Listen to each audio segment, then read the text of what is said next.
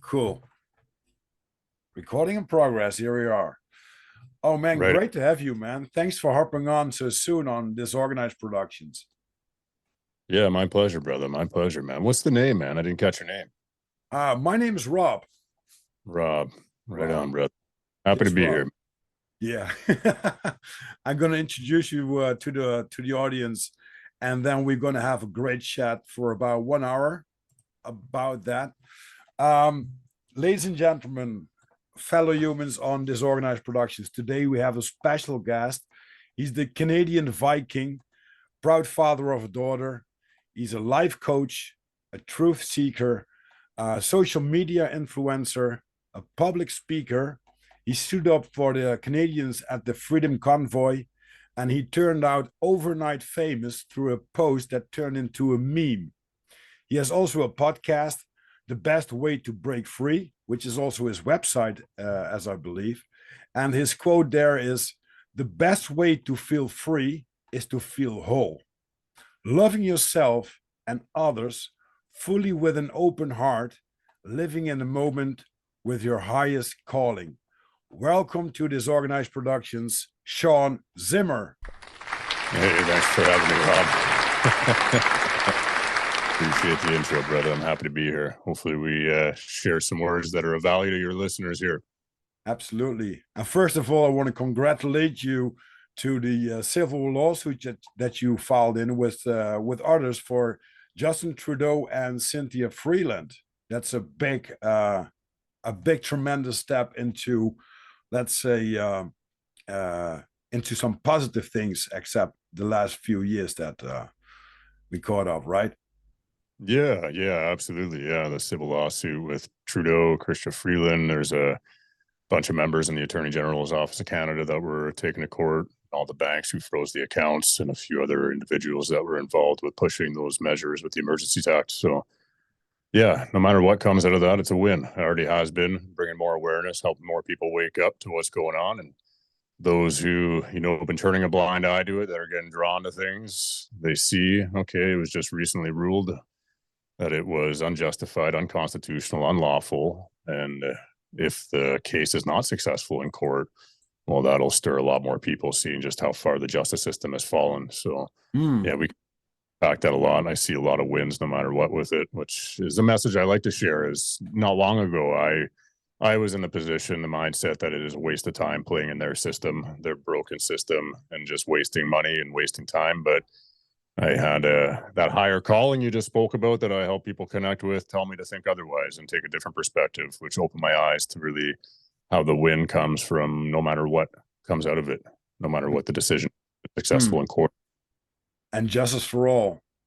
Yeah, justice for all will We'll see. hopefully, ideally, we'll see some justice and accountability had in court, and this will set the proceedings for future court cases to be filed with the state of emergency and everybody who lost their jobs, closed their businesses, all the health injuries, everything that came with it, right?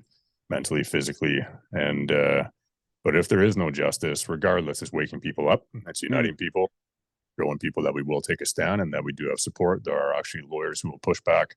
And yeah, ideally, justice would be great, having them held accountable, not only paying out of their pockets, but as well, preferably imprisoned. We'll see if that ever happens. But, and then Yeah, the, or there's he some, flee to a cabin like he did before.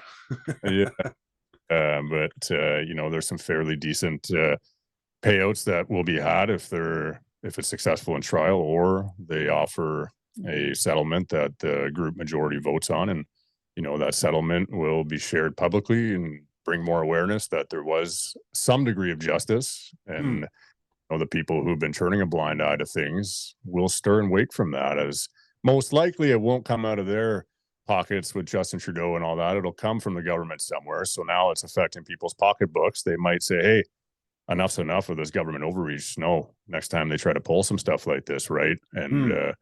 And then as well, the money being paid out, if that does come to fruition, it's going to be going to leaders in the freedom community that'll be doing a lot of good with it. So I think that's probably one of the best places are, well, those who pay taxes, their tax dollars will go to. Exactly. And unify. That's one of the things that's popping up in your program and all the stuff that you do. because alone you can go far, but with others around you with the same message and the same voice, that brings us real farther, right? Oh, absolutely. Yeah, the number one message I've been getting since the whole shit show in what was it, 2020 has been build community, bring people together, build community, love thy neighbor as yourself. And at first I did really well with the building community, not so much with the loving your neighbor as yourself.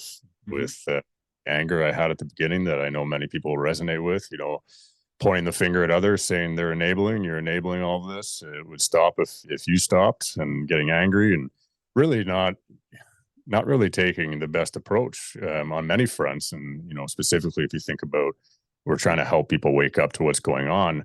Well, think about it like sales. If you're just yelling at somebody, people don't want to be sold, let alone being yelled at.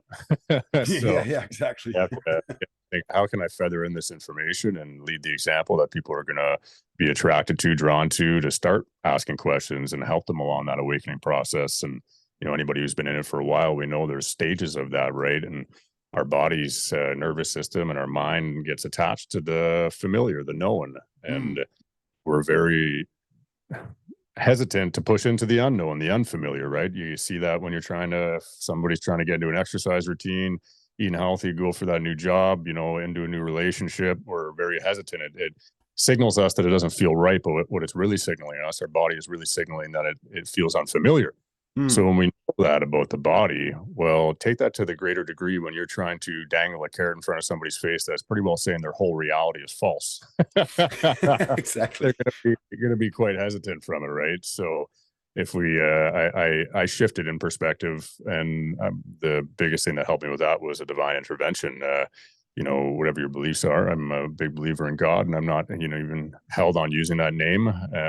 But there is a creator, a divine force that is guiding us continuously. And I think that is part of the spiritual attack we see on consciousness these days, to poison us and get us Mm-hmm. disconnected, not treating the body as the holy temple. So we have a clear connection, clear receiving that guidance clearly, so we can answer our highest calling and get past all the obstacles. And that calling came to me one day, it's come to me many times, and said, hey, stop getting angry. Huh.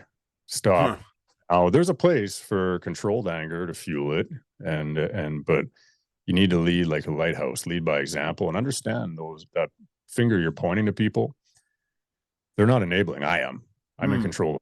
I'm in control of all of this, and there's a reason for all of it. And everybody has their own journey here. Yes, I want you to help people come to the truth that you've been shown so far, as we all really only know a partial truth, to the greater expanse of what this whole world really is, and to respect their journey though, and really love them as yourself. And Yeah.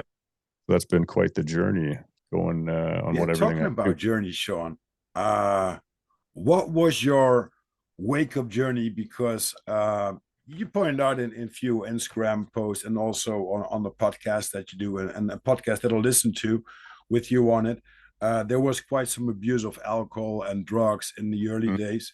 But what was this wake up time? Because I think everyone who struggle with these kinds of addictions, because we have, of course, a big well, there are a lot of addictions where people can get addicted to. But what was your wake up call? yeah, well, I was a very troubled youth. I went through in and out of the system. Got caught for grand theft auto when I was 17 years old. Was given a second break by a detective, which I know was the hand of God. Now, after the first intervention I had, showing he came through, and I was offered, excuse me, to face 5 years in prison or move to a different province, to Winnipeg, within 48 hours. And I took the second option. And when I moved to Winnipeg, that's where my dad had moved a few years prior. I hadn't been talking to him for a few years, and wound up in Winnipeg. He's into fitness, exercise, nutrition, coaching people, and I started following under his example. Got into Mm-hmm. fitness and certified as a trainer at 18, and was still very troubled though. I had a lot of pain inside, and I didn't even understand what it was all about, and I didn't have any empathy. I remember as a young trainer, people who were out of shape, just destroying their bodies. I had no sympathy for them, which the trials and tribulations of life that I've gone through since have greatly helped me with that. And that is one thing I'll point out with everybody, like all the things back up to the court date and everything, like all the challenges you face. And even if the court case is a total failure in court in terms of success, having it gone through, I truly believe, I have faith that everything is a stepping stone for the final win, the final victory, if we can Mm. surrender calling and face these challenges and have that perspective and look for the good in everything. And so as I entered the career of personal training and doing group fitness classes as well, I I was still abusing alcohol, marijuana, sex, pornography. I shortly after started my landscape construction business and did both along the side at the same time. But I grew a big passion for helping people with fitness. I really enjoyed it. And as I was going through that process, I realized, I started waking up to just the damaging effects of these substances that I was using, and started realizing as well the people who would come to me with fitness would, it didn't matter how tailored my plans were, how available I was, how compassionate I started beginning to be. They would still often, even if they would hit their goals in fitness, but then I would hear from them how they were all of a sudden self-sabotaging in another area, whether their relationships, their work. They couldn't Mm. lift all areas up. If one area lifted up, it seemed that they would just have this hidden force that would cut them down in another area. And that's what started leading me down the road to understanding more of psychology, the tribal mind, and why we do what we do, the unconscious, subconscious behaviors that we have, those programs. And in that process, I was doing the same, self sabotaging. And it took destroying two relationships, intimate relationships I had, where I pretty well just pulled the grenade pin and threw it right in front of us and blew it up when I didn't really want that consciously. Mhm. To and I'm like, why am I doing this? And that's when I understood I had some serious pain from my upbringing about my father moving to the different province that he moved to. And, just a lot of different experiences that I had growing up, as many of us have, some pretty trying ones we've gone through. And that is what started waking me up to just the effects of that and really the story we tell ourselves, the victim mindset that we have, even if you don't really identify as a victim and aren't really speaking it. We often, if you're not forgiving others, that's really just choosing to be a victim, right? Holding on to Mm. that Exactly. expecting someone else to act a certain way and being upset when they didn't. Doesn't mean what they did wasn't wrong and wasn't in the best interest of everybody, but still it's your choice to hold on to that. So that's what led me down the path of diving deep and starting to do, trauma release, we can really say, and healing that. And then in that journey, I started understanding a little bit more of psychology, started working under some luminaries like Tony Robbins, Joe Dispenza, Bruce Lipton, Jason Christoff. That's when I really started coming to the tribal mind at that point, many others, and started looking at societal programming and just how this place is designed to prey on the way our minds are designed to survive as tribal beings, to fit in so we can survive and thrive, which did serve us once upon a time when we lived in a healthy tribe. But now it's been preyed on to have us adopt these behaviors, from repetitive programming, repetitive advertisements, visually and audibly, and started diving into that and started removing these Mm. addictions, eating It's a healthier. self-fulfilling prophecy, right? Yeah, woke up. Everything you say to yourself will be mirrored back to you, even if you feel down or whatever, or you're feeling just like you said, with some trauma that you say, I'm not good enough. If you constantly repeat that or you give others to blame, there's a program running in the background that makes you, well, not directly aware of it, but it's going to affect your life, right? Abs- Absolutely, yeah, it absolutely will. We'll continue to draw in what we are creating space for, right? And that's, that goes back to when I touch base on like helping others awake, right? If we are labeling others as asleep, as sheep, as many people call them, and just angry, not just with our thoughts and our feelings and our words, but our body language and the tone of our voice, we're not creating space for the change we wish to see. We're not helping them really have that space opened up for them to create, right? We were very powerful beings, our minds, body, spirit, and all together. If we really get those aligned and use them to our advantage and, remove those limiting beliefs, gain faith, and let go of the victim mindset, heal the pain, it's wild the drastic change we can make. And so, Absolutely. directly to your question, I'd always felt that there was something wrong with this world, this system. Obviously, in trouble with the law. I was never a fan of the authority. I've been in the slammer a few times, nothing too long, but in and out of the system quite a bit. And speaking on God, I never gave it time to really, I was always pushed off from religion. I grew up in a Roman Catholic school. My parents weren't religious, but we had religion class in school every day. And then we went to church every Friday with school.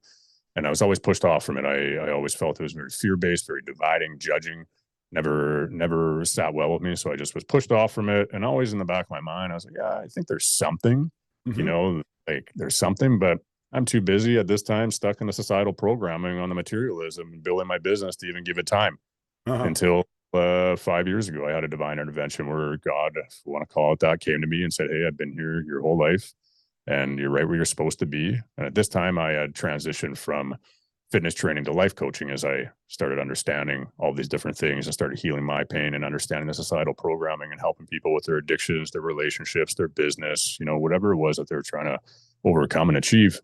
And when this divine intervention happened, it changed my life that day, just completely changed. And I was at that time just guided to keep doing what I'm doing. I've been given a strong voice for a reason, a life path that has made me a little rougher around the edges than many, but I have a very similar message to all of these messengers and to share it in my way, my perspective, and help Hmm. people heal and rise. And, I know you can't get behind the religious text. That's okay. I'll keep guiding you. And so at this point, I still wasn't awake to the real government corruption, other than the toxins that are being sold to us, of course, and profited up over us. So obviously, I was aware at this point that profits were very much more important to controlling powers than health, but wasn't in the understanding of really the us really being cattle being harvested in many ways you could put it that, for lack of better terms. Hmm. And COVID woke me up to that. When COVID came, I had that guiding force tell me inside, just briefly, I was working on my programs and writing a book and really just blocked away from the world, very isolated, very lone wolf type man at that point in my life. But when it happened, when the announcement came out, I just had a sitting feeling that said, that's not right. But I didn't think anybody would listen. So I just got back to work and continued on. And then I realized people were listening very quickly. And I saw my man Ian Smith stateside opening up his gym and taking a stand against authority. And I had wishing at that point that I had a storefront that I could open up and just show people, like, you can take a stand. Yeah. And this is what really started waking me up to the government corruption. And then when they said you couldn't have more than one person over at your home, it clicked.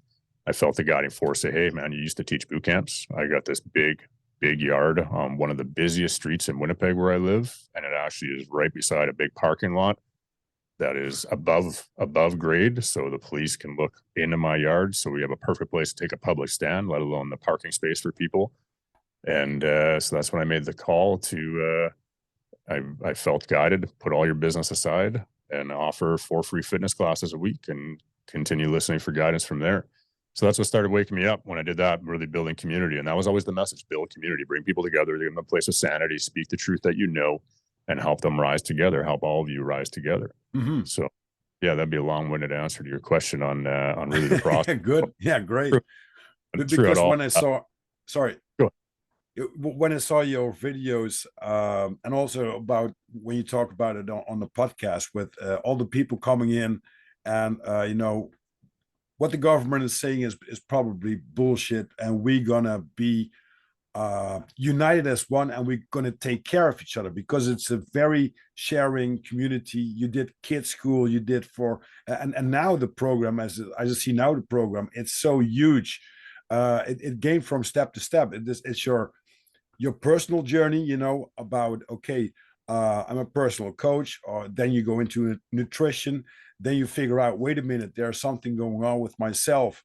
And when I don't solve these problems first, I can't make other people happy or aware of that, because it's still a struggle inside of me. mm, So nutrition, addiction is a big one that's come popping up in your coaching programs.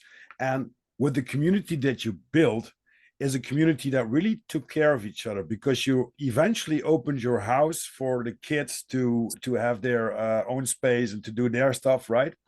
yeah. So when I made the first call to do the 4 free fitness classes a week, I put a call on my Instagram and I said, hey, doesn't matter what you're being told, come here 4 days a week, totally free, come on down.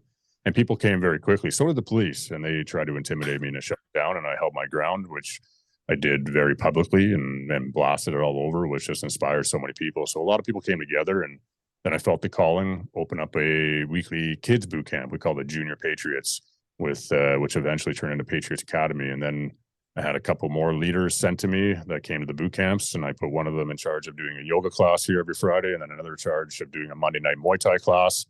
And then I felt the call to do the biweekly Freedom Fires, we called it, where we had these big bashes. So at this point, my whole home and yard has been turned into a community center. Wow. And the police continuously trying to shut us down, and nope, not happening. So it just fueled more people like, wow, we can actually come out to the space, connect with like-minded people, find sanity, work, focus on our health, and as well get some encouragement and motivation watching this man tell the police to F off, and just realizing that we can do that, because they were just scratching their heads. But what do we do? Well, I just told them, I guess you better get busy writing tickets, because I'm not stopping. And Yeah, yeah, to answer your question, so when it came to wintertime after that, we have so much, like we did dance classes, karaoke nights. We had an event every day. Actually, when the Freedom Fire started, I had a lot of people come like, I've been wanting to come out, but your boot camps look so intimidating. Like, I was very aggressive, like just barking at people, yelling at them. So I said, okay, well, let's start a weekly bike ride, not intimidating. So we did that. We had an event every day. And by the end of the summer, the yard was just destroyed, which was great. Well, worthwhile investment. And winter came. And I was like, okay, what do we need to do for winter? Well, at this point, there's rinks all over. Like, I thought maybe I should put a rink in. And then that's when the passport got pushed in. And I said, okay, all right, we're doing a winter wonderland. And then as well, the kids couldn't have any extracurricular activities to go to, the normal sporting events and all that, for parents who weren't getting behind all the BS. So I said, all right, well, even though I got a really small home, it's like 1,200 square feet, I removed my furniture from upstairs, dining room table, got rid of it, put out foldable tables, and said, okay, so in this small little home, I think we can cram in 40 kids. We'll do classes Monday to Friday, different age groups every day, or 2 days a week for each age group. And what we'll do is, I know a little bit of Muay Thai. We'll take about 15 kids downstairs for half hour and do Muay Thai with them. And then upstairs, we'll fit 15 on this side of the table doing creative play, depending on their age. We had some of the educators, like you said, community. We all started coming together. So I had a lot of people come in to start helping. They were teaching the kids, doing different stuff, like animal tracking, foraging, like lots of different stuff. Wow. And then the other side of the table, depending on the age, we did games night, or for the little kids, they were just doing like Play-Doh and stuff. And then we swapped every half hour, so rotate, and it was just nuts. We ended up having 50 kids most nights to that. And it was such a beautiful thing, absolutely beautiful, so fulfilling, and just hearing from everybody. But it was a lot of weight as well, in this process. I actually started drinking again. I had everybody coming to me with their problems. I took that leadership role in the community, and I went from being a lone wolf, maybe one person over a month, to having upwards sometimes of 1,000 people through this house in a week. Wow.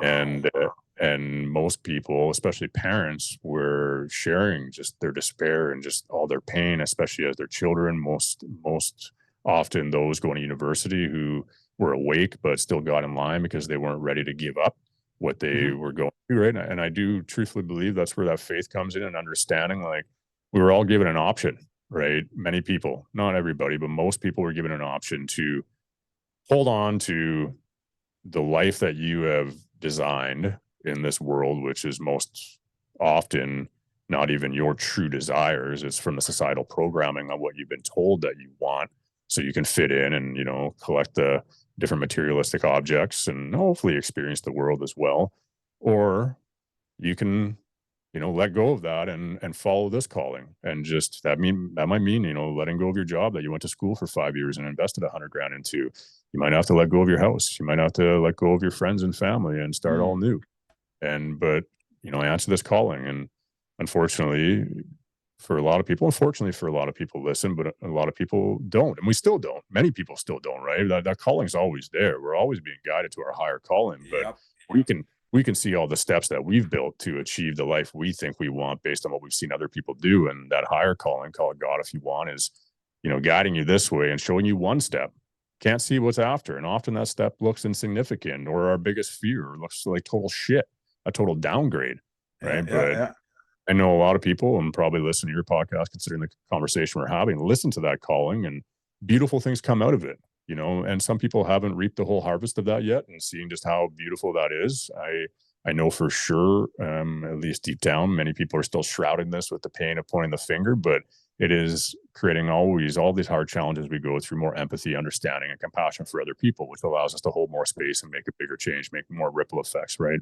Mhm. So yeah, so the kids classes, we did the rink, the winter wonderland, just beautiful. We did so many events, like all the holidays. We had big events. When they had the vax passport or vaccine days at school, we drew up a letter, a graphic for all the parents who wanted to get involved to send to their school and say our kid's not coming to school today because they're attending this, which was a vax free day for kids. So we did big party every day for that, and just to get the awareness out, like, hey, like letting people know we're not for it, and we're taking a stand, and we're not just going to get in line or just turn a blind eye. Mm. And yeah, and then at that point, whatever, halfway through winter, the Ottawa Freedom Convoy started, and so I put a couple of the educators, the parents that were involved with the kids' classes in charge of taking a hold of the fort while I took off for the entire time pretty well for that. Ha. And it goes on and on and on, but I'll leave it at that. Let you jump in on something, and we can continue to unpack that or hit a different direction. Yeah, yeah. So yeah, and there's a tremendous journey that you had, and I totally agree with you. You always have a choice, and every choice that you make has a consequence. And most of the time, we can see up front what the consequences are, but we are very stuck in this belief system that we do the same things and we have a different come out, which is not going to be true. When there's no friction, there will be no energy. So that's why I always say to the people that I coach, if you feel friction, then you're on the right path, because when you do the things without friction, there will be no energy.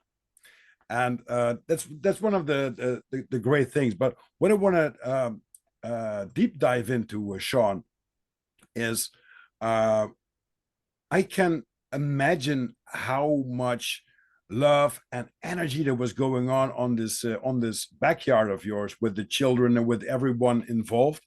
And then when the police is coming knocking on your door, and especially when you told me about a little bit about your past, with the anger and stuff like that, how was it a positive one that you or the positive and negative is very very hard to see here, or very very easy to see here, right? The positive things that you do for the community, and then the negative things from the outside, from the government, from the police and stuff like that.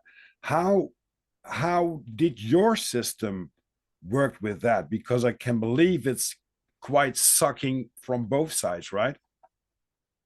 Yeah, yeah, yeah. I can understand your perspective. For me, it was a big plus, a big win, actually having the space to do that, because I had decided, as I said from day one, I'd be very public.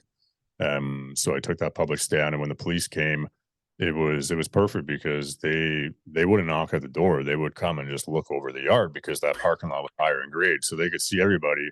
And so I took my phone, put it right in their face. And at this time, I wasn't very polite with my words. Not like I was in Ottawa with the police there. As I made a transition, I had another divine intervention at one point, which I can, share on that. What changed really helped me change my perspective even more. Um, when they came, it was a great catalyst just to help more people. I remember one time we had probably 300 people in the backyard on one of the parties, and the music was just blasting. Now at this point, I don't want to say I didn't have respect for the neighbors, but it was a it was a worthwhile inconvenience for them to pay for, of us having very loud music to just make it clear on what we're doing and why we're doing. And so one Mm-hmm. time the police come there, I think at this point in time, the restrictions opened up to where you could have 20 people or 10 people over in your yard. And so they came, and, they've already come probably 6 times at this point, and we're trying always to say, you have too many people, and knew I didn't care. So this time they tried to come with the noise complaints.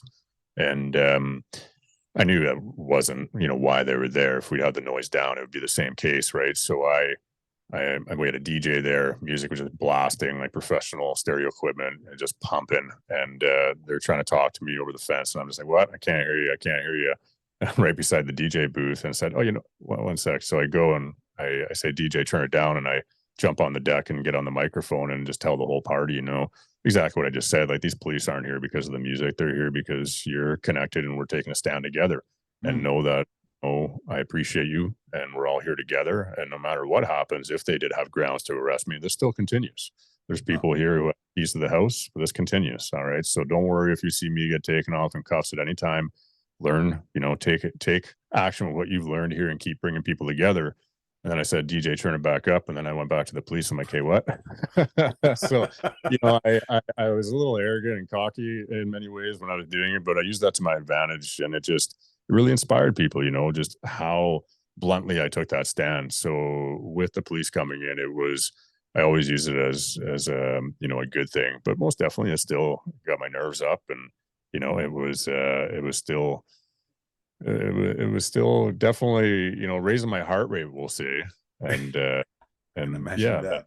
and then of course there's a lot of dealings with the police when we got to Ottawa, and yeah, there was different events that happened that ended me back up in the slammer. That was a wake up call when as I said, I started drinking again, which really didn't realize that I was using that to escape.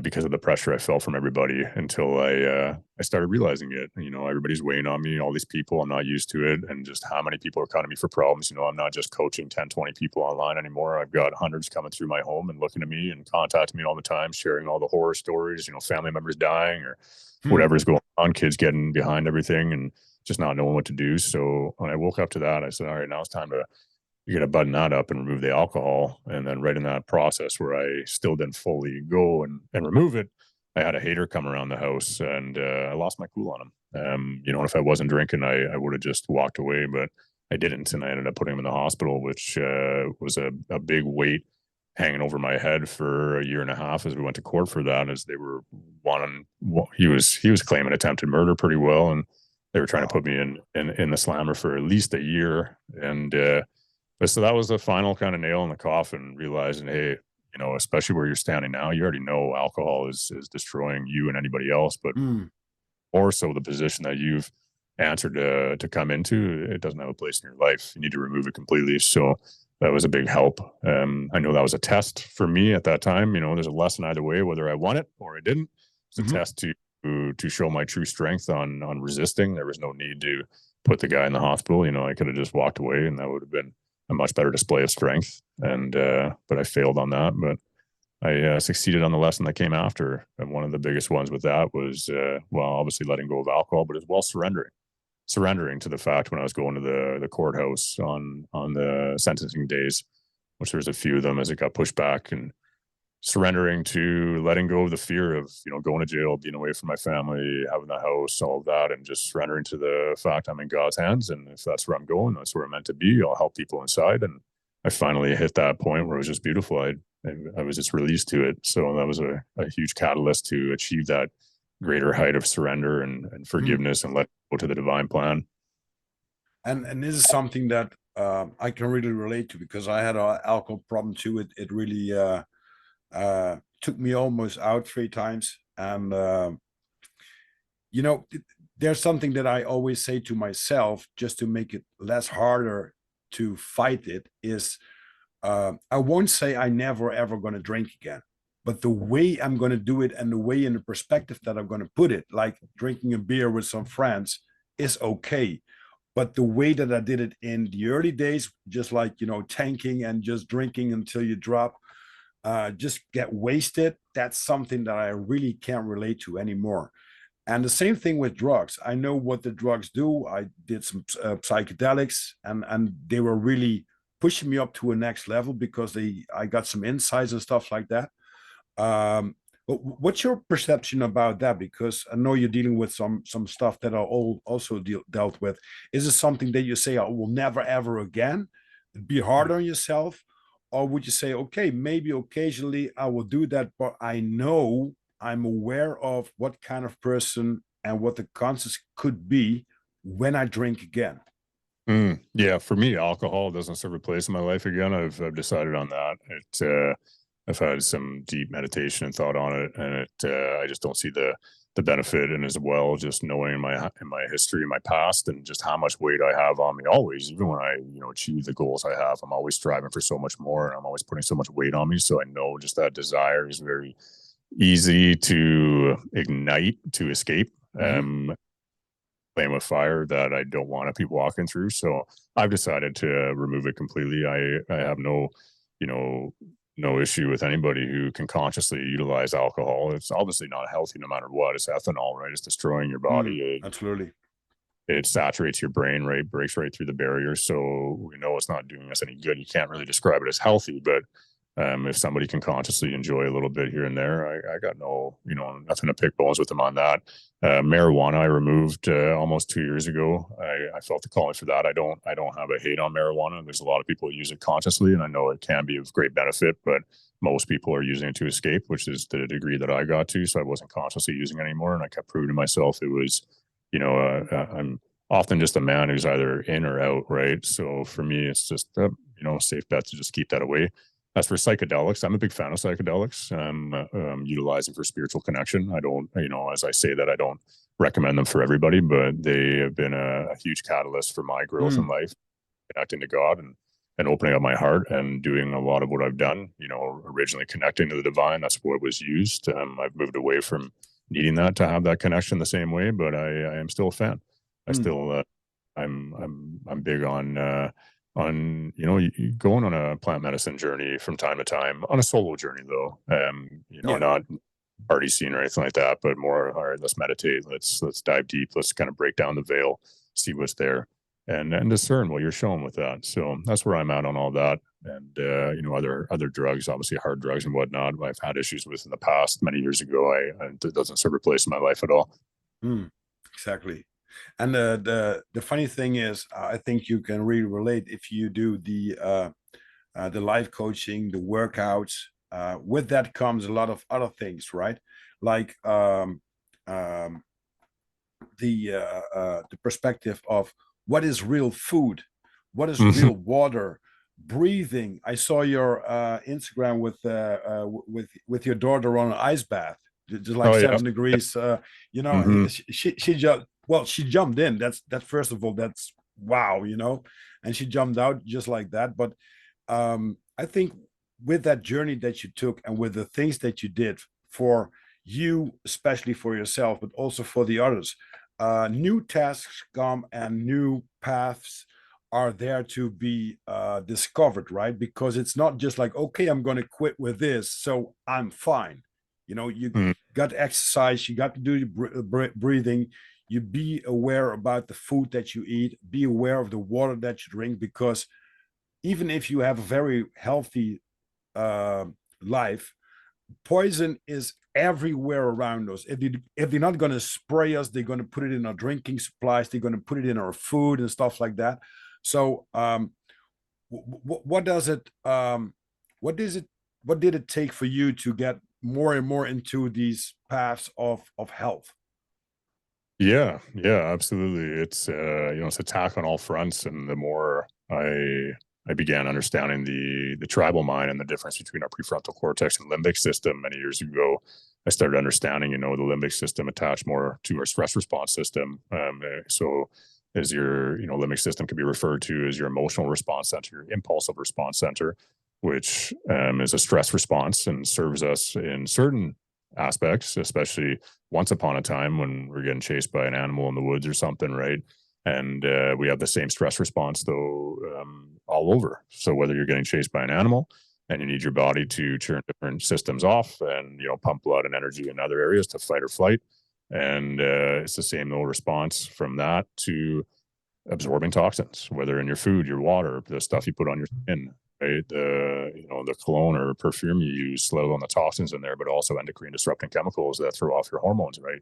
So I started waking up as I started diving more into psychology and understanding the mind and just how important that was. Yeah, like probably 7 years ago, I would have laughed if I would have laughed at people who ate Me organic. too. I thought it was just a joke and like total waste and just silly. But started waking up to it, and then and it's something I talked to with many and different spiritual teachers, and one of my buddies who's in Ayurvedic healing, Chinese medicine, in terms of the spiritual path.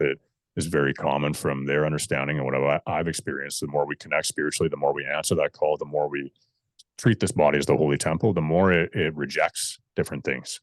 So when I woke up to COVID is when I woke up to the water. I had people in the community notice I was still drinking tap water, and they're like, "What are you doing?" And I was at that time drinking a gallon a day, doing 75 hard all the time too. So removed that, and then as I started eating healthier, organic, I all of a sudden my body rejected red meat. I couldn't eat red meat. It would just destroy me the next day. And I was, you could say, in a way, I was heartbroken because I love my red meat. I was like, I guess I can't eat red meat anymore, until one of the community members said, "Well, have you tried eating, locally sourced, humanely raised, no injections or hormones or antibiotics, grass-fed meat?" And I said, Uh-huh. "No." So I went to a local farmer, got some meat, and I could eat red meat all day, like 5, 6 times a day, and it doesn't bother me. Oh, So wow. that started waking me up just to how much these toxins and cancerous living conditions the animals go through that actually affect us. And when I came across studies on water, when you look at what intentions actually do, how powerful that is. If anybody hasn't watched The Secret of Water, I highly suggest it. Just shows proof on actually the intentions inside water, which I believe is with everything. They've Mm. just been able to document it with water. But even if it was just with water, how much is everything made of water, right? So that opened my eyes just to the impact of not only all the stuff they're injecting and spraying on stuff, but as well the intentions, and how important that is. So one by one, started removing things, and the cologne, all the different house supplies, cleaning supplies. Understanding just our skin is our biggest organ, right, and how much we absorb through that. So get the shower filter on there, and yeah, so that's why it can be quite overwhelming for a lot of people, right? So that's why in my online community we have a step-by-step process challenge series on freeing yourself from toxins and low vibrations, I call it. So you can go just one thing at a time, and understand why. And then here's the replacements, right? Like look Hmm. into canola oil, right? It's in everything. What is canola oil? It's Canada oil. That's what it actually means. Canadian oil, and it was modified after World War II. It was used as an engine lubricant, widely used, and that's what boomed the industry in Canada, because it was very much needed for World War II. And then after the war, we had all these fields, and it's going to waste. And what can we do? So they modified it. It used to be rapeseed oil, and modified it to canola oil, Canadian made oil, to make it edible, quote unquote, and put it in everything, right? And you look at the stats of heart diseases and all the different diseases since that time, it's just wild, right? So anybody listening that's looking at how can I, what's one thing I could do, or a couple things I could do, my first steps are always, well, water, get healthy water, Hmm. and always what water you're putting on your skin. Obviously, remove the refined sugars. Just go, if you want something sweet, go to fruits, dates, maple syrup, honey, and focus on the canola oil. Get away from the seed oils, not just canola oil. Like soy oil, safflower, sunflower. There's a Yeah, couple skip it more off the all. And I top, can which is so, a big one for people, right? Because it's in everything. Well, what do I yeah. eat? Well, get And to real food. I'm healthy Eat, because I'm eating oil, right? yeah, eat real food. Go if you're Yeah. a meat eater, get locally, and it often is actually cheaper from a local farmer if you go direct and not necessarily at the farmer's market, and start getting stuff from the ground, and make up good dishes. So, and get away from that stuff. Just realize how much better you feel, and that's one of the biggest things to wake up people to this. Like, people are awake to it all and are trying to help other people, because we know the more you remove this stuff, the more cognitive function you're going to have, the more you're in your prefrontal cortex, right? Because they all heighten your stress response. So Hmm. now you're in, which isn't only your emotional response center, but it's also attached to listening to authority, to fitting in with the tribe. We're tribal beings, right? You see a child get born, learns to walk, right? It's following Hmm. its tribe. If everybody just crawled around, the child would crawl, right? And then it learns Exactly. to. So we continue that mimicking process. That's why advertising works so well, and repetitions. Our subconscious mind is scanning upwards of estimated 10 million bits of information per second, compared to the conscious mind of 50 bits of information per second. So like almost 10 million times more. Wow. And we're looking for repetitive behaviors to fit in with our tribe so we can survive and thrive. And when you're in this center more, you're more prone to fit in with the tribe so you can survive and thrive, because you're not in your prefrontal cortex where you are consciously thinking, willpower, goal setting, and have the confidence to stand on your own. And the tribal mind looks for authority leaders, right? So anybody, that's why, sit down in your home and watch the TV, right? Because we recognize somebody on TV as an authority leader. Somebody in a doctor's coat, we recognize an authority leader, a police Hmm. officer, a government official, a teacher, right? So the more we can help people remove these toxins, the less they'll be in that system that is looking to just get in line. And what I was saying, and why I opened this part of the conversation, is, think about it like a sales dance. Like, how could you get people to buy what you have, right? It's not going to just be shoving it down their throat. Lead by example. People like to buy from people like them and buy from people who have what they want. So if you're Mhm. removing seed oils, share just how good you feel, the inflammation that's gone, because it will be gone. If you're eating seed oils, your inflammation will be way down. Share how, your cognitive function has just increased so much from removing the shitty tap water. All these things, just gloat about them and live a healthy life and share it while showing interest in people, genuine interest, Mhm. and trying to their triggers, their pain points, whether around their pain or what they love, and just get involved in that. Show genuine interest, lead by example, and all of a sudden, people will want what you have, and they'll start removing this stuff. And then in the time of removing it, when all of a sudden somebody's like, "Oh yeah, I feel so much better after removing canola oil or the water," right? Now is a great opportunity. But yeah, did you actually know why that canola oil isn't everything? Like, look at this research. Look at this documented history. Look at the documented history of water and fluoride and atrazine and everything else. And that'll start making them question, whoa, why is that being sold and pushed on us? And Exactly. that'll start that awakening process so much more easy for a lot of people who are very resistant to it, right? And of course, the hard hitting blunt facts help a lot of people as well, and planting those seeds is good. But I shifted to taking that approach about a year and a half ago, and it's drastically helped, made drastic changes in those around me, family members, as I'm the only member who is awake to everything, drastically helped them start realizing, like, holy shit, yeah, these people they're onto something. Exactly. And the funny thing is, what you mentioned is like, I had the same journal like 8 or 7 years ago.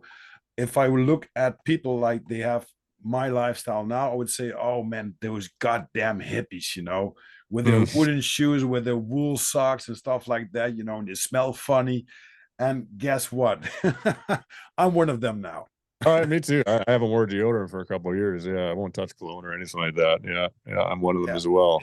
Yeah, that's the only thing I haven't switched out to is all like high vibe fabrics like wool or cotton. Which, if you haven't looked at the studies of that, definitely worthwhile checking into.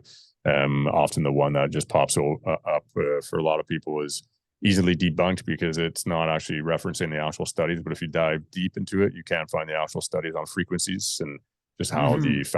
how the fabrics lower our frequencies, let alone the toxins sprayed on them. Like, I believe cotton is one of the Roundup Ready genetically modified crops, right? Wow. So most Yeah. cotton, which has all these poisons in it, Roundup, glyphosate specifically. So yeah, wool and linen will are healing fabrics. Yeah. They're But running both by together, they yeah, switch out, right? cancel each other out. Yeah, so you don't Yeah. want to wear them together. Yeah, and apparently that even goes for like a say a linen shirt and a wool sweater over top. Apparently they will cancel each other out. Yeah, Exactly. But yeah. grounding, sun gazing, breathing, just like I say it often to people when I say bye. I said, "Oh, keep on breathing," right? And they, yeah. But I hope that they have this little seed planted, just like, what do you mean with keep on breathing? I always breathe. And at that time, you realize, wait a minute, I always breathe. So it's an automatic process, but you can switch that, if you do the Wim Hof, for example, which is a very famous method, of course.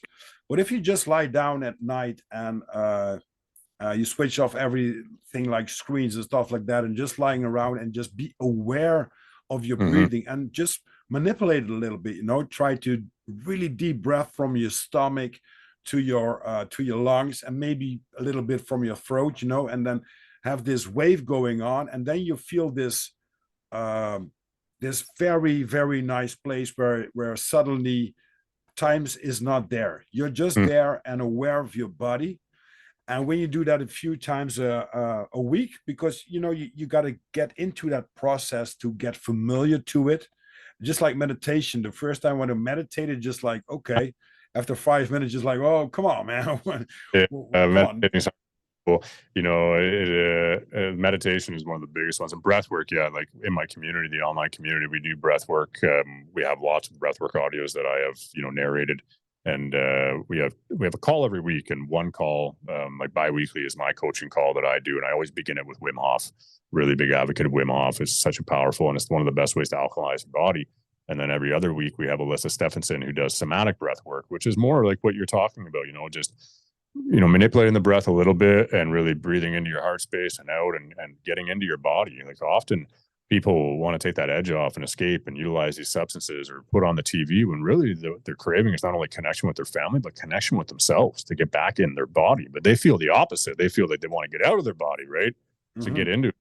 Meditation, that's one of the biggest ones that I suggest to everybody. And it's very, very challenging for most to get into because it feels that you're doing the opposite of Yeah. when you sit down and it's like, all right, I want to clear my head, and now but I'm sitting down and it's doing the opposite. I'm just focusing on all this bullshit anyway. But if you stick with it, you stick with meditation, all of a sudden you'll hit a point where you can free your mind. Excuse me. And you'll notice it throughout your day as well. You'll notice that you're just more clear-headed.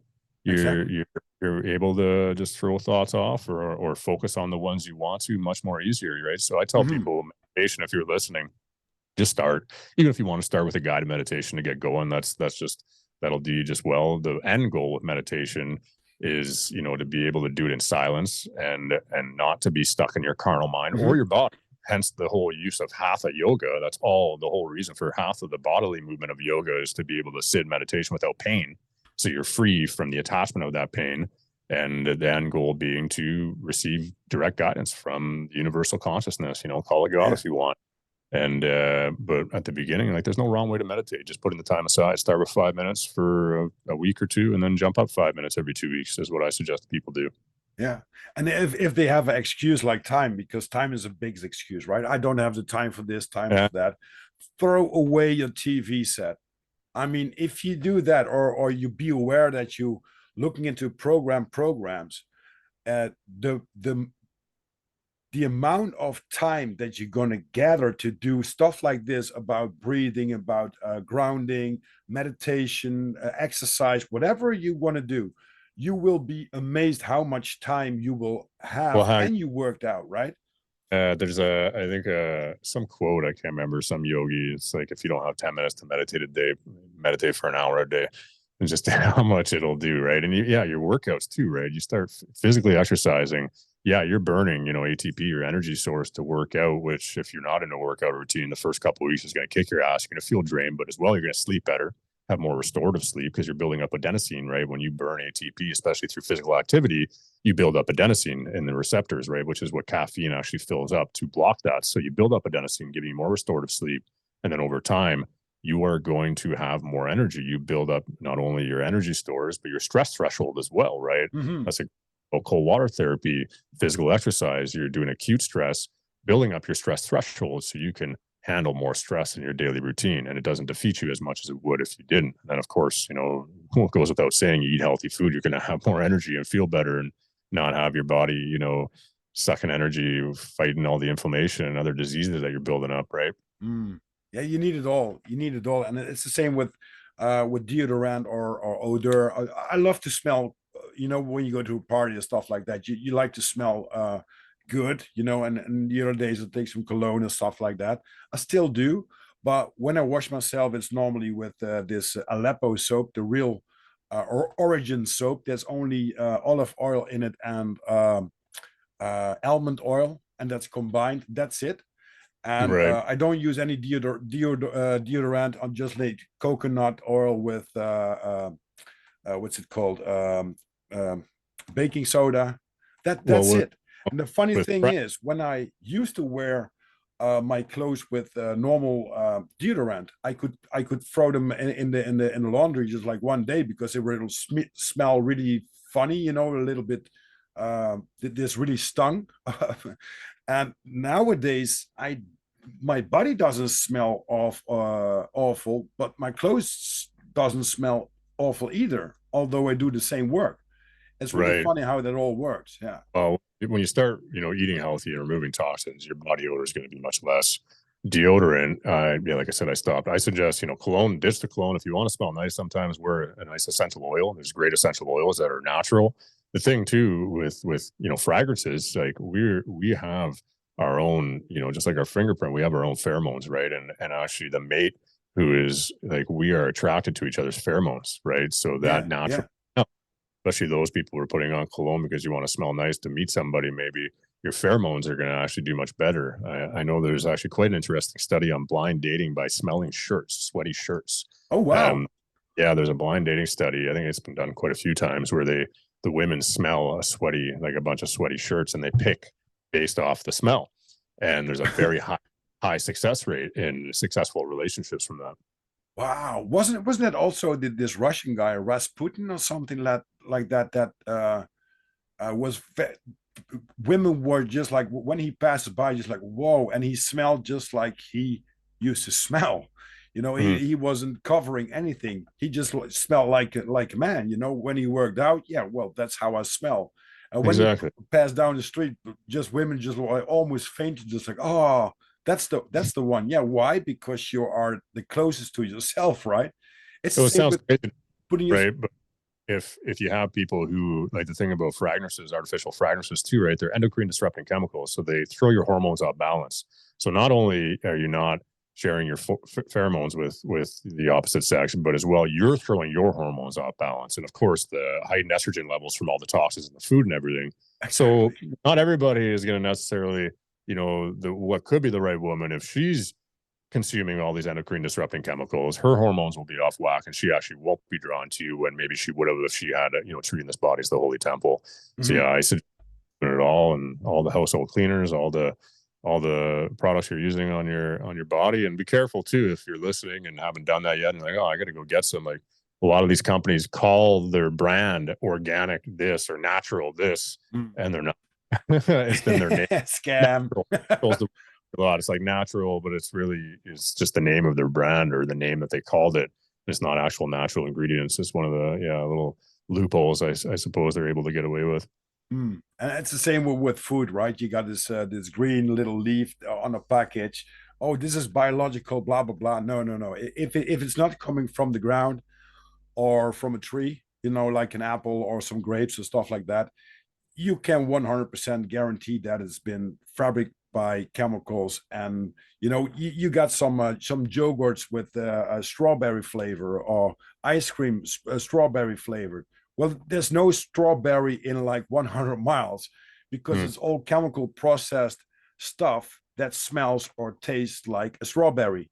Yeah, And well, even the real fruit, like it's sprayed with all the toxins, right? Like what's just in the water, like even glyphosate aside, like look at atrazine, right? Studies done on atrazine, which is the most common pollutant in North American water and many other places in the world. Studies show that frogs put in atrazine, tadpoles and adult frogs male frogs will be castrated and develop female anatomy, right? And that's not to say, that's not even touching base on all the estrogen, like high estrogen level wow. chemical in all the waters, right? So remove it. And when you look at fruit, say, oh yeah, wash it off. No, like look at fruit. How juicy is it? Where do you think that water comes from? Right? It comes from what's drawn up in the roots and as well from the foliage to some degree. So if they're spraying it with these chemicals, that's Mhm. inside the fruit you're eating. You're not washing it off. It's part of the genetic chemical makeup of it. Yeah, it's unbelievable what kind of times that we live. And the more you be aware of that, the more you can do for yourself and try to do the best, because you can't put anything out, of everything out. But the way is just, if you do the step for step progressing into that direction, then every step will be have advantage for yourself, for your own health, for your own Mm, benefits, and for your community, of course, because you can't help anyone else if you're sick inside or you're dying inside because of something, right? precise. So Yeah, I see yeah. all the 80-20 rule for people when it comes to diet. 80% of the time focus on eating real whole food and good, diverse quality food. And 20% of the time, if you want to eat fake food, because that's what it is, then go ahead and eat fake food. But the more you follow that 80-20 rule, the more you're on the 20% of the time, you're going to be like, you know what? Yeah, maybe I want to have some sweet or something. I'm just going to gorge on a bunch of fruit. You'll more and more not want that bullshit, right? But your body, like it hijacks your dopamine reward system, right? The sugar, the refined shit, all the stuff they put on, it's Mm. designed, how to get you. Shaun, thank you for your time. We already have a great conversation, and time flies when you're having fun, of course. I got 12 questions for my guests, And I want to kick off with these questions. And when you have time after that, we can dig into some other stuff. But I just want to ask you these 12 questions, of course.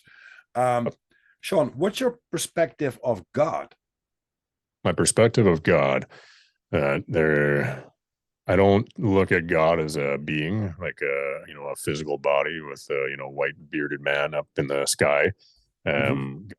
There's a creator of all, and we are children of God, and we're being guided to answer our calling. And many times I think God has come into all of us here to forget who he is, and for us to answer that calling and find out who we are. If you think of what would be the limit of God, the all powerful, unlimitless, well, the limit would be that there is no limit, right? He has all the power. So that would get pretty boring, I feel, at some point, right? If you had everything, right? So I do feel he's come into all of us here. We're seeds, children of God, and it's our calling to find out who we are and answer that. So I do feel we're being guided continuously, whether it is by that one source of creation, or maybe there's spirit. Call it guardian angels, call it spirit guides. I will suggest, if you hear one of those and gets triggered, like, get over this whole new age bullshit. If you look at the original church fathers of, Christianity, we'll talk about specifically, they spoke about these things and Mm-hmm. were burned and whatnot. It's not new age, but it's just a difference in terminology. Even if you look at the original Aramaic, Hebrew, and Greek text writings, they're different, much different than the words we have today in scripture. Yep. So I feel for sure that we are divine and divinely supported and guided, and we're here to answer that calling and get to know who we are, and in the process live in the present moment with our open heart. Like, God, I guess, if I had to sum it up in just a few words, it would be just pure love, just unconditional pure love. Yeah, I think there's something to be said on why dog is spelled, God backwards. Yeah, yeah, exactly. You got to look at Tyler, fit as flat earther. I'll add on He has that. a lot of things going on with the dogs and God. Yeah, I'll add on that. Just in, I am drawn to Christ, but the way of Christ, I don't look at it as an outside savior that you need to believe that he was crucified and rose again for you to be saved. Mm-hmm. I'm not saying that didn't happen, but I believe our calling is the archetype of Christ to come into this world, pick up your cross, as it's very physically challenging here, Oh, and you. go into the desert, if you want to call it that, as a metaphor, and face evil. Whatever your evil is that you're facing, all the pain inside, the addictions, the consumerism, the jealousy, the anger, face that, overcome it. And in doing the process of treating this body as the holy temple as well, you will get a closer connection to God, and share that truth with people. Speak truth to the partial truth that we never really know the whole truth. Share Mm-hmm. that and bring a posse together, just like Christ did. And in doing all of this, you're carrying your cross, and in speaking truth and standing strong, you're most likely it's going to be heavy. It's a heavy burden. And as well, you will be, in a way, crucified to some degree. And just have faith, even if you were fully crucified as Christ was, have faith that this physical life is just a fraction of what we are, and you Mm-hmm. will carry. That's my big belief, is the calling. Like, I look at Christ, whether individual man was Jesus or not. That's a big question I have. I lean towards believing he was. And what degree was he? Was he everything we have as literal history, or is some of that misinterpreted? I'm not sure, but I feel regardless, confidently, that it is the calling to embody what Christ is all about and take Yeah. that path. Amen to that. Great perspective, because I got feel the same, because I said it on a firmamental shout out for these guys, for Raul and Alex and Claude. I said, I feel like I'm copy paste Jesus. So the stories that have been written down in the Bible, they can be thrown at myself, just like you said, 40 days in the desert. So everyone has sometimes this feeling, or had this feeling, or are going to experience this feeling, like you're going to be wasted or alone for 40 days. What you going to do? Who are you going to talk to? You're going to talk to your divine self, and you have to make contact with yourself. You got to love yourself to be aware of you, and to, when you love yourself, that comes from that perspective, there comes a lot of other changes. But a lot of things that have been written down in the Bible are just like, if you go through that path, this could get on your path, and Jesus dealt it on this way. So how are you going to deal with it? It's like a guideline through life for me. Yeah, I call it a guide for life. Even when you look Yeah. at the old, right? Like, it's all about Well, a good portion of the Old Testament, especially the beginning books, is about sacrifice, right? And I see that as really as pointing out to life like this world is tough, it's challenging, and you better get in line. And you can either choose to sacrifice what's needed to answer your higher calling, or you can take the route of stealing, lying, murdering people, and you will Mm, pay the consequences of that. So you're going to pay either way. So sacrifice what you need to answer that higher calling. And, looking when you dissect the story of Adam and Eve, and I feel like, well, it says, they woke up, right, eating the fruit of good and evil. So I think, well, why did they cover themselves after? Because they woke up that they're vulnerable, right? They've been in this garden, protected, cared for, vulnerable, and then now they've woken up to that and know now, okay, they need to work, and I can unpack that for a while. So, mm, yeah, I find it. I'm very interested in diving more in ancient texts and ancient civilizations, and searching further and sharing. I love these conversations. I don't push my views on people, but I share them, and I'm always open to argumentative, respectful conversations on the matter, which a lot of people can't have. Even yourself saying about loving yourself, that triggers a lot of, especially Christians. Yet when they get triggered from that, they miss the all the scripture talking about, Christ is mm. within you, God is within you, treat it as a holy temple, for that temple is his, right? Exactly. Yeah. Yeah. All right, Shaun, what's your perspective of the devil? Of the devil. That's a good question. That's a good question. Part of the whole process of creation, to create this pressure cooker to have both sides, the polarity in this world. So I definitely line up with the scriptures when it speaks. I saw God on his throne, and there on his right hand was the elect angels, and there on the left was his fallen, both doing the work of God, right, coming together. So the devil, that's all I'm at. I don't make assumptions on that right now. I definitely feel there is evil in this world for sure with free will. And I believe it's allowed here for a reason to help Mm. everybody up and come together and build that compassion, understanding, empathy from all the trials and tribulations of facing that evil to come together. So I think, I believe no matter what, in the end, victory has been won. And yeah, we'll call it the devil serves a purpose. Again, I don't see it as a physical being. No, no, exactly, exactly. I think that we can always choose for the good or the bad, for the Hmm. light or the dark, and Hmm. even how we going to treat others. You know, it could be like I'm very loving for myself, but if I talk to other people, I can distress them or call their names, or just don't be in a good way. That could be the devil for some people. That could trigger some people to get into alcoholism or whatever, because they're gonna hear it every time from colleagues, from friends. You've been pushed down and stuff like that. And yeah, it's a great way to talk about these subjects, because one of the things I learned is that if you do it with love and respect to the other, you can have a great conversation about these topics without, just like you said, pushing your belief system to someone else, like, hey, wait a minute, look at this, look at that. No, no, no, it's for everyone. There's an individual perspective for their plausible truth, what they think that it is. And if you respect that with love, you can have a great conversation about these topics, and you can learn from each other on that way. Yeah, absolutely. Often when it doesn't come from respect, it comes from fear. Two points of fear I see. One of the biggest ones, specifically in the Christian community, is fear, because they do love you and they fear that if you don't follow this, word for word as they perceive it, that you will be damned in hell. And then there's the fear, the anger triggered from fear on really the uncertainty they have inside.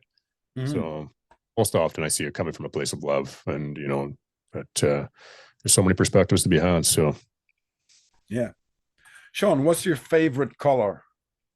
my favorite color. Did you just ask me if my favorite color? Yeah. Green. Okay, green. So, what's your favorite music? Um, all over the map. I'm all over the place with music. Yeah, yeah. I got a lot. I would say probably my favorite song would be. There's a lot of them, but I love "In Dreams" by Jai Jagdish. I believe it's called. Okay, I don't know that one. I'm gonna find that one. What's Yeah, your it's beautiful. favorite?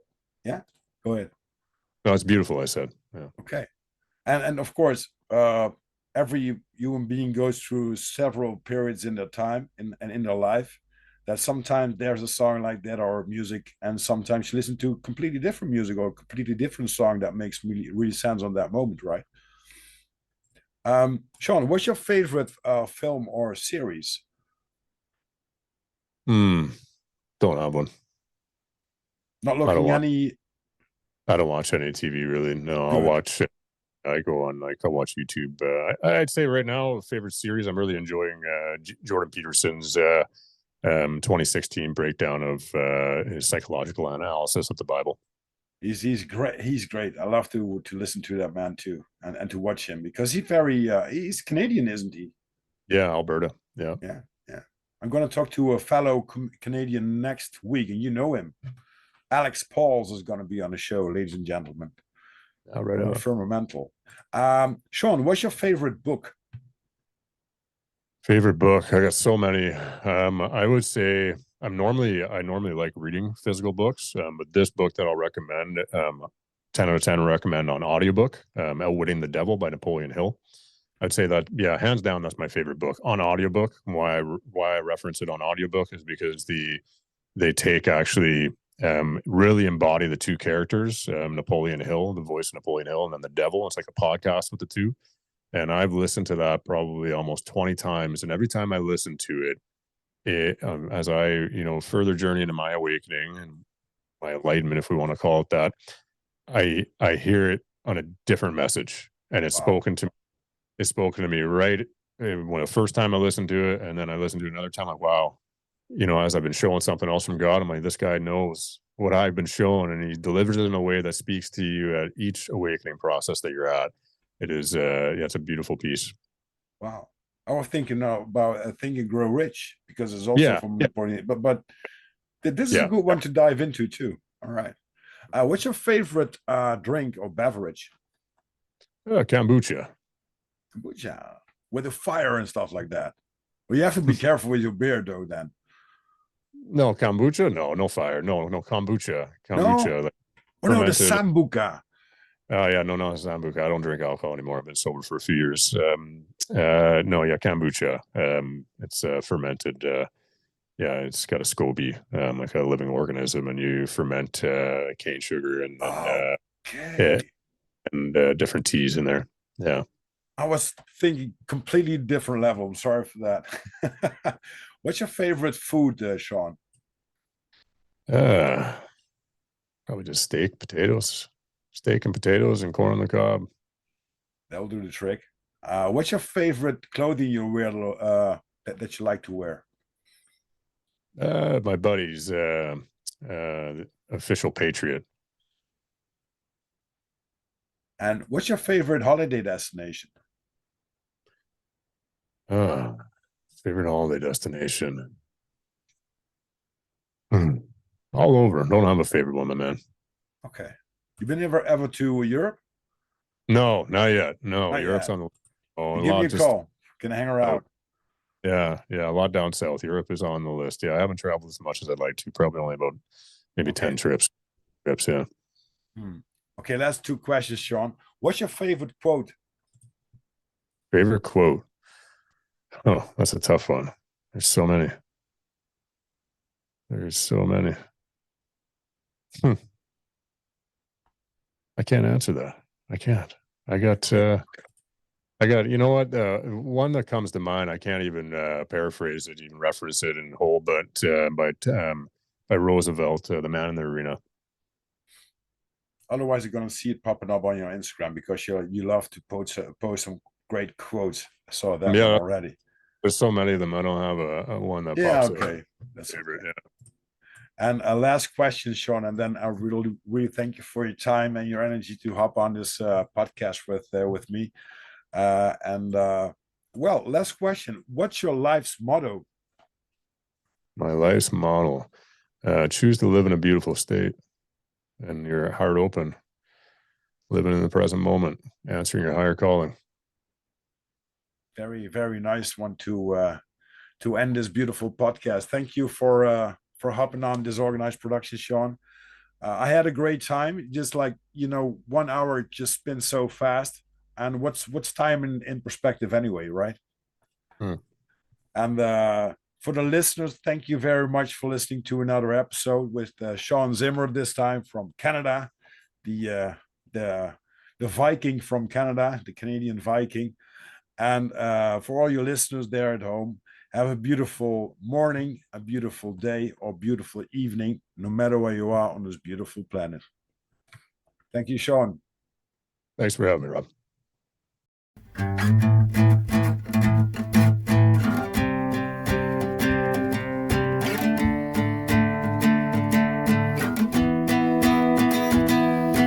Running for all my life with the devil on my heels.